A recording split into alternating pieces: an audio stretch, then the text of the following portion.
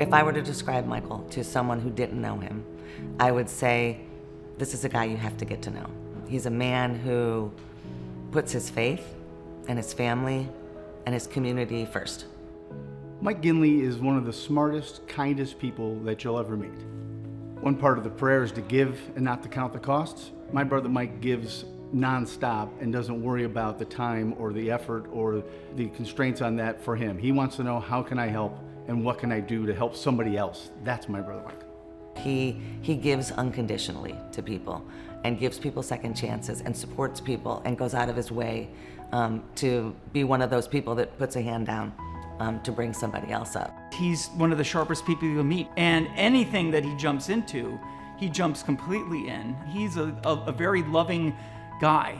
Here at Ignatius, there's different ways that people hear the message, the Jesuit message here, and I think for Mike, how he heard it was giving. His generosity to his siblings, his nieces and nephews, and especially his coaching. He's dedicated his time and efforts at the St. Raphael Parish in athletics, in Catholic charities, just endless. Anytime anything needs to be done at St. Raphael's, Mike's a doer. Mike raises his hand and volunteers without being asked. Mike is just so generous with his time and energy. You know, I've just seen that in anything that he's done, and he's got this intelligence and thoughtfulness about him. Numerous times over the years, I meet people and they say, "You're Mike's brother, Mike Ginley? We love Coach Mike." And I said, "Well, why do you love Coach Mike?" "Well, he makes the kids do their homework before they go to football practice." That is unheard of. He sets an example in how he gives back and how he lives his life. And I think he gets great joy out of giving. And he's given a lot over the years. That has been so impactful on so many people, friends and those that he's worked with. He's a man of faith. He practices his faith. He lives his faith. He's always been a giving, loving, sharp as heck, kind of guy. And that just comes out in everything he does. When I look back at previous Founders Award winners, right? 1977, the year that we graduated, right? William J. Ginley, 52. So here we are 45 years later, right?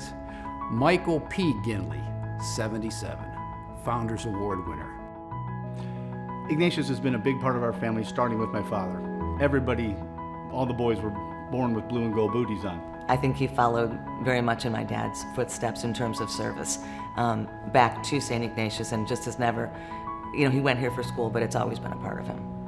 Mike being recognized with this award for his level of service that he gave would definitely make my father proud.